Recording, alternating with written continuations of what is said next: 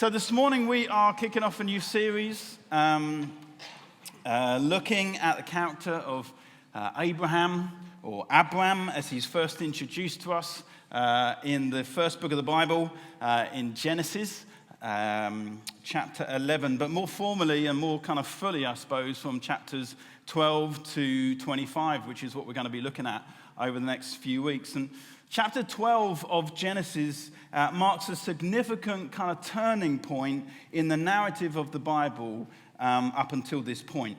Everything you read from this chapter onwards, from the story of Israel to the coming of Jesus, to the beginning of the early church, to the expansion of Christianity around the world, really has its roots in what happens here in chapter 12. It's a turning point because up until this moment, the first 11 chapters really chart the kind of downward spiral of a world turning its back on God. So you have Adam and Eve in chapter 1 who just reject God, want to do their own thing. And then chapter 2, you have the first murder. You get to chapter 6 and things have got so bad that God says this. He says, the human heart was only evil all the time. Things are so bad at this point that God decides he's going to wipe everyone out, apart from Noah and his family. There's a flood, and God's idea is I'm going to start again. But this new beginning doesn't really produce a new heart, and it's not long until evil is creeping back into the world again. And by the time we get to chapter 11 of Genesis, people are building this tower all the way up to heaven. They're building a tower, and they're basically saying, we don't need God. We want to be as great as God. We want to be as big as God. We want to be the masters of our own destiny. We can do things and achieve things. We don't need God at all. God comes and he kind of disrupts their plans. If you start reading the Bible from the beginning and you start going through, by the time you get to chapter 11, you would not be mistaken to be thinking, this is pretty bleak, because it is. The world is not worshiping or following God. It's moving away from God. It's evil. People are self-centered. They're full of their own ideas. They have a sense of self-importance. And that's what we read. And into this narrative, at the end of chapter 11, we are introduced to a family. The father's called Terah, and he has two sons. One of them passes away. The other one's called Abram. And Abram is married to someone called Sarai. Terah also has a grandson by the child he had that died, a grandson called Lot. And we're told this in chapter 11, verse 31. It says that Terah takes his extended household, his son, his daughter-in-law, his grandson, and we're told he set out from Ur of the Chaldeans to go to Canaan. Terah was not a follower of God. We're told elsewhere in the Bible that he worshipped foreign idols. He's living in Ur, which is a kind of bustling city that was known for many pagan practices, including in particular worshipping the moon god. And we're not told why he decided to leave. All we know is that he kind of came up with a plan. He opened the front door of his house and he said to his family, let's go on an adventure. I was reminded, as I was kind of reading this story, of a book I used to read to my kids when they were younger. I don't know if you've ever read this book.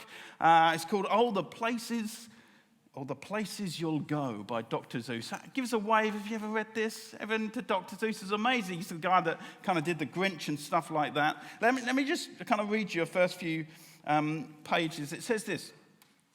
Are you sitting comfortably? And our beginning. Congratulations. Today is your day. You're off to great places. You're off and away. You have brains in your head and feet in your shoes. You can steer yourself any direction you choose. You're on your own and you know what you know, and you are the guy who'll decide where to go. You'll look up and down streets, look them over with care, and some you will say, I don't choose to go there. With your head full of brains and your shoes full of feet, you're too smart to go down any not-so-good streets. And you may not find any you want to go down. In that case, of course, you'll head straight out into town. It's opener there in the wide open air. Out there are things that happen and frequently do to people as brainy and footsie as you.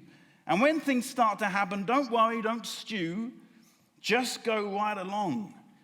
You'll start happening too. Oh, the places you'll go. I was reminded of that story, oh, the places you'll go. Terror, you're going to pack up your belongings, head straight out of town in the direction of Canaan. Oh, the places you're going to go. But although he set out with a plan to kind of take his family on an adventure to Canaan, the story records this. It goes on to say that when he came to Haran, they settled. Terah lived 205 years, and then he died in Haran. Haran is just over kind of halfway to Canaan from Ur. He's traveled some 600 miles, which is quite a distance given that he would have been traveling on foot with all his belongings with him. But partway through the adventure that he was going on, he decides to settle somewhere short of his initial plan. It doesn't say why, but I don't think it's unfair to kind of make some calculated assumptions. He's old when he sets out on this journey. He still has 400 miles to travel. That's quite a distance to travel on foot when you're kind of in your later years. And like Haran is a busy kind of trade city. It was an important city of the time. They followed many of the same practices that they did in including worshipping the moon god. It would have been very familiar, very comfortable place for him. The meaning of the word Haran, literally, if you translate it, it means crossroads. That's where he is. That's where he finds himself. Thinking about where he was, looking out in the distance, thinking about how much further he has to go, looking at how familiar the town is that he's in, pondering on how unfamiliar Canaan is, that it's a complete unknown. He's at a crossroads. Now, weighing everything up, we're told that rather than continue down the path that he set out to continue on, he settled for a place that was familiar, a place where he stays for the rest of his days. We pick up the story in chapter 12. We read this. And the Lord said to Abraham, "Go from your country, your people and your father's household to the land I will show you. I will make you into a great nation, and I will bless you, and I'll make your name great, and I'll be a blessing, and you will be a blessing. I will bless those who bless you, and whoever curses you, I will curse, and all peoples on earth will be blessed through you." So Abraham went, as the Lord told him, and Lot with him. Abraham was 75 years old when he set out from Haran. He took his wife Sarai, his nephew Lot, all of the possessions they had accumulated and the people they had acquired in Haran, and they set out for the land of Canaan, and they arrived there. God comes to Abraham, who has grown up in his father's household, living in a city following other foreign pagan gods, and he says, "I want you to leave everything that you have become familiar with, everything that you have become comfortable with, everything that you know, and I want you to set out to a new place, a land that I will show you." He doesn't know it's Canaan at this time. It's just a land I will show you. The first thing to note is that it doesn't say God found a man who was righteous and faultless and talented and following him wholeheartedly, and says, "This is someone who I can use." Now, Abraham, on the face of it, is pretty much an ordinary person living an ordinary life, probably worshipping idols like his father did. He's not a follower of God. Like so many characters that we read about in the Bible, this is another occasion where we are about to witness the extraordinary thing that God does when he breaks into ordinary, everyday people's lives. God told Abraham, go to the place that I will show you. That's it. There's no further information, no practical details. There's not even the acknowledgement by God of what it's going to cost, like financially, materially, emotionally, relationally. He's just told, go. I mean, can you imagine that happening to you? You know? God speaking to you in the middle of your week. Maybe you're trying to kind of juggle kids and a busy home life, or you've got a busy time at work, or maybe you're retired and you're looking forward to just a bit of more downtime, a bit of a slower pace. Not that that ever happens to people in retirement in reality. You know, or maybe just time with the grandkids a bit. And then God comes to you and he says, I want you to go. Doesn't tell you where. I'll give you the details on the way, but I just want you to pack your bags and leave. If that was me, I'd have so many questions. You know, and many other characters in the Bible, they do. When they hear the call of God to go and do something radical for God, they ask for clarity on so many different things before they're willing to go. I mean, Moses, the great Moses, God calls him and says, I want you to go. And Moses says, I don't know, I'm slow of speech and tongue, I'm not very eloquent, could you give me some help? I've got all these questions. Eventually, the only reason he goes is because God says, okay, you can take your brother with you and he can speak on your behalf. Or you have someone like Gideon who has these bizarre tests that he puts out for God just so that he has complete clarity that he's hearing from God correctly before he goes. Or you get someone like Jonah who literally, when God calls him to go, he literally runs in the opposite direction. God has to grab hold of him and bring him back. Told the word of the Lord came to him a second time. You know, I can identify with people like that, but Abraham is different.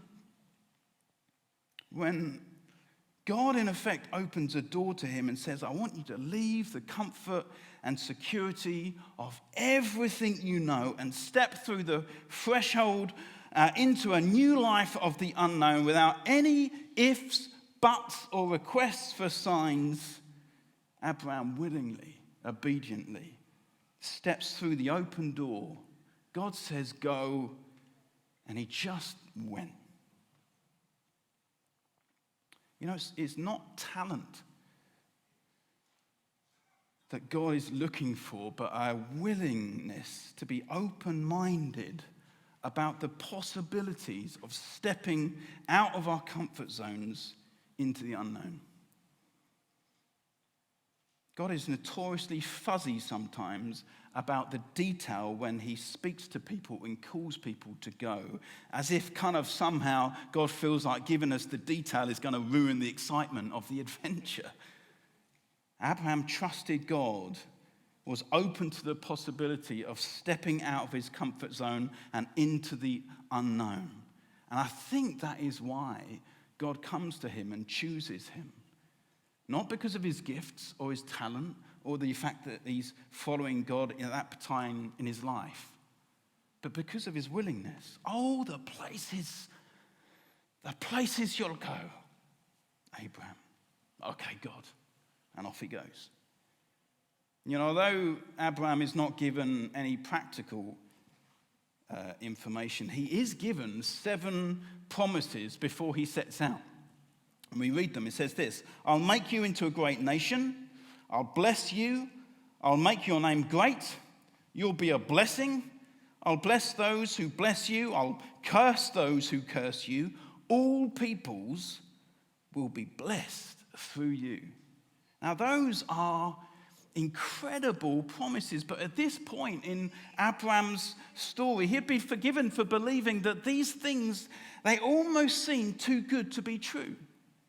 He's just an average guy. Realistically, how does he go from living in Haran to being a great nation? It's only him, his wife, and his nephew, and that's it. And besides, there are fundamental obstacles along the road to fulfill anything that, you know, he's been promised in each one of these things. There's an author, Ian someone, I asked Steve earlier this week, how do you pronounce his surname? Steve didn't know, so I have no idea. He wrote this book called Living in the Gap Between Promise and Reality.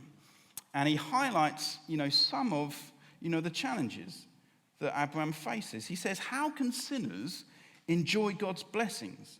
How can an elderly and barren couple have descendants? How can a handful of people possess a land that is already occupied by others? From every human perspective, the obstacles seem insurmountable. God invites all of us to step out of our comfort zones through open doors into new opportunities and adventures in him. Some of those adventures and promises we read about in his word, like the one that says, go make disciples of all nations. That's the command. And then he says, and surely I'll be with you. There's a command and a promise, but there's no practical details about how it's going to happen. Some of those adventures and promises that God gives us are more personal.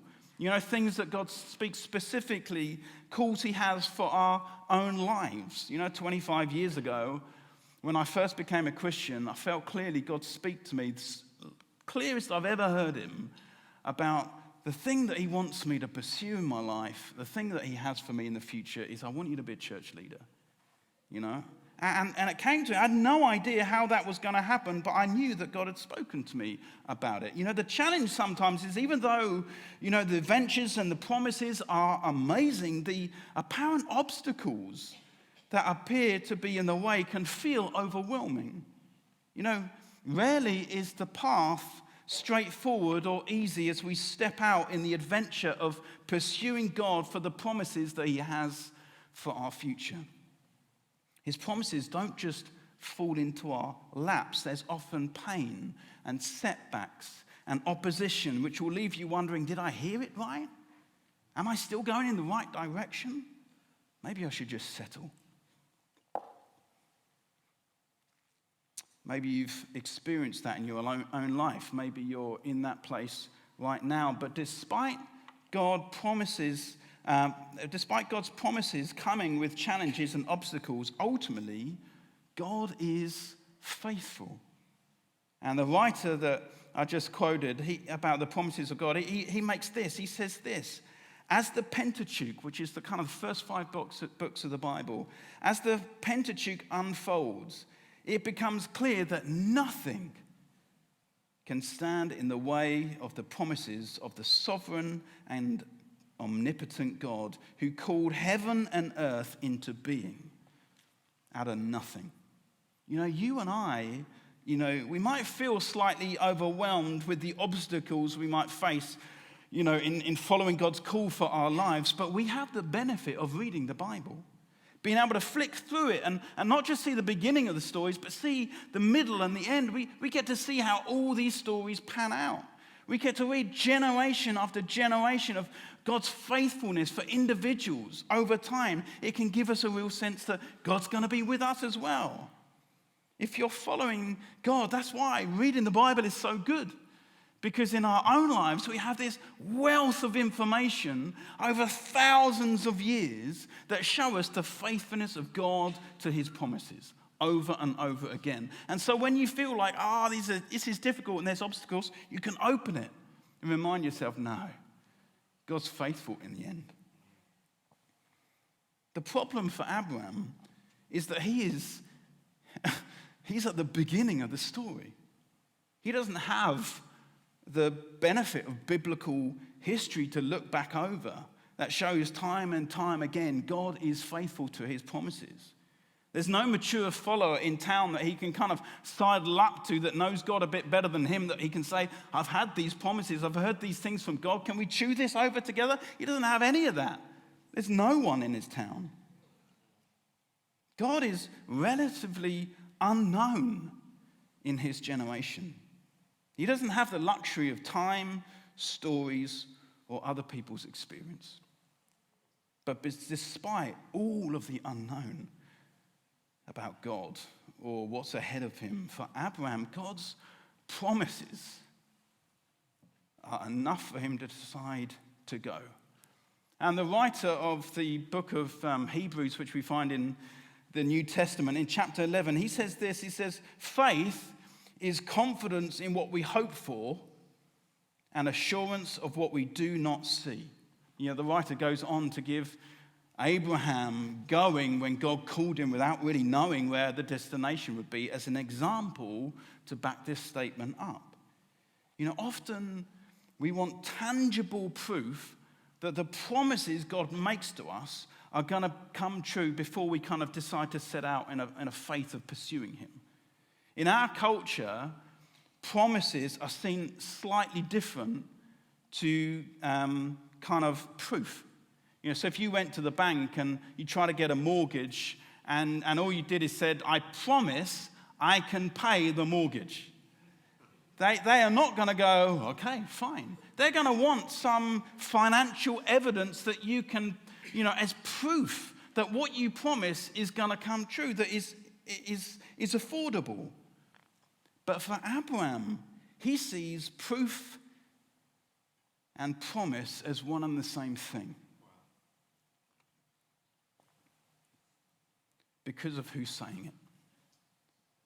God promises him some things, and although he hasn't seen the physical evidence, because it's coming from God, he has absolute assurance, a certainty that it will come true, that it's going to happen.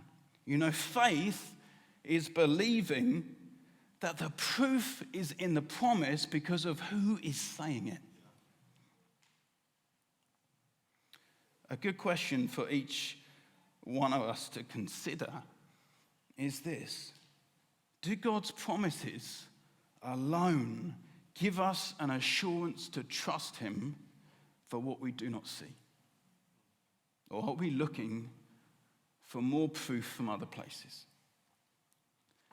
My guess is Abraham would have been happy to settle for God promising him like 40 acres of land and a number of cattle for a comfortable income, but God promises to give him a whole country. My guess is Abraham would have been happy with the promise of one child after many years of not having any, but God promises that his descendants would be as numerous as the stars in the sky. My guess is that Abraham would have settled for a lot less than God promised him. But what these opening verses of Abraham's story show us is that God's plans are way bigger than we could ever imagine. God doesn't have a small vision, but a big one. It's big enough.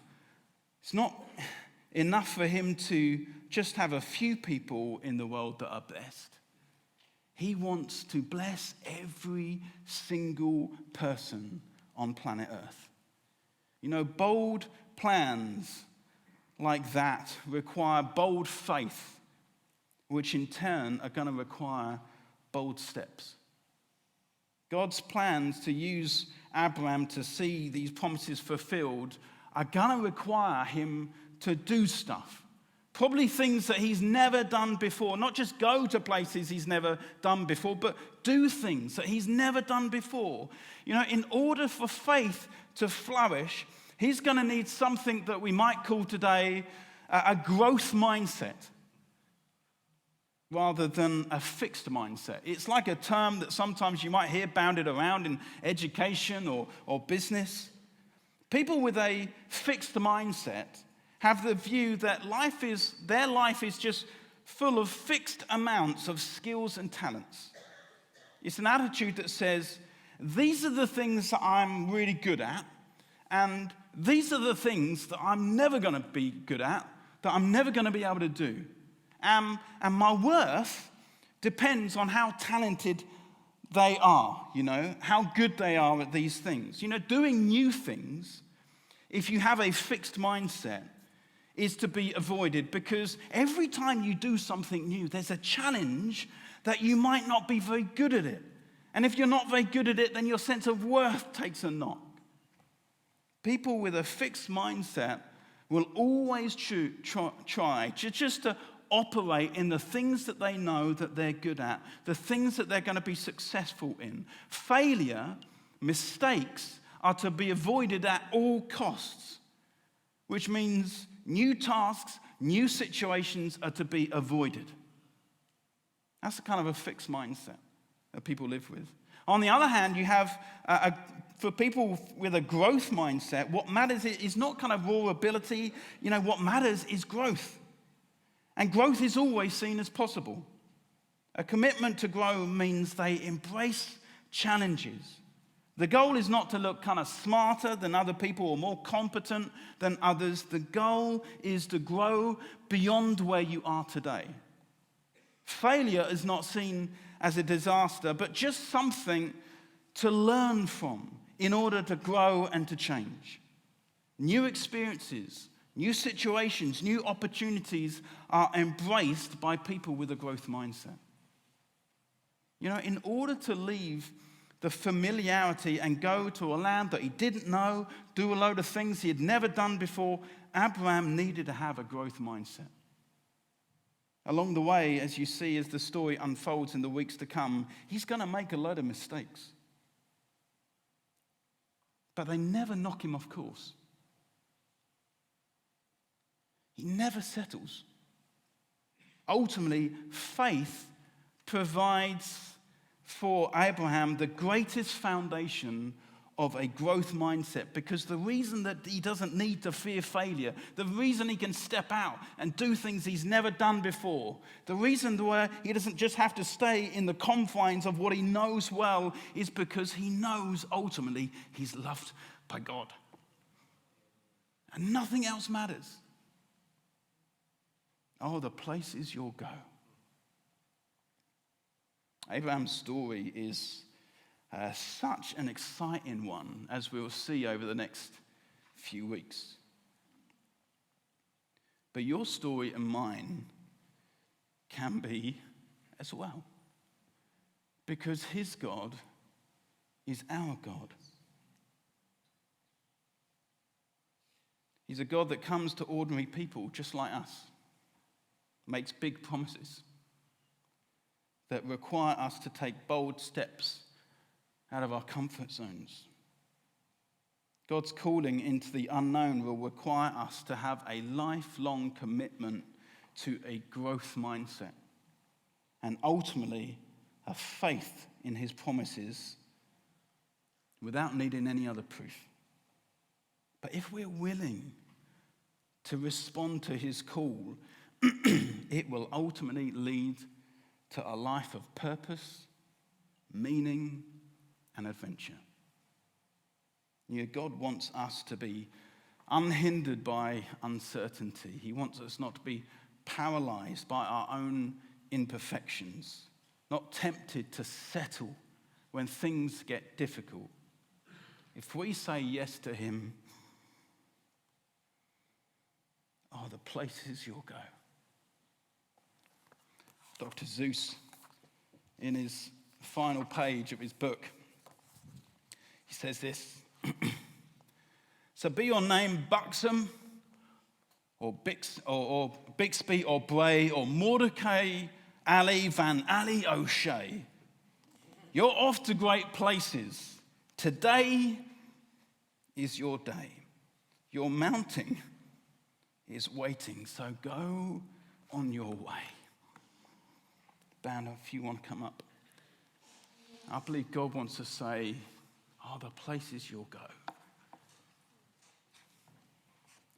There's obstacles, there's challenges along the way, but I am faithful to everything I promise. It's going to require you doing new things, bold things, but the places you'll go. So easy to settle from the place God calls us to somewhere just along the road a little bit and never get to where we knew God had called us. Maybe you're here this morning, maybe you're watching online, you've been a Christian a while. When you first became a Christian, God called you and he said, I want you to do this. Life's got busy, things got difficult, and you've ended up settling. I believe God wants to come to you again and remind you of his promises for you specifically, but just more generally as well. Go to the nations, make disciples of all nations. I'm going to be with you.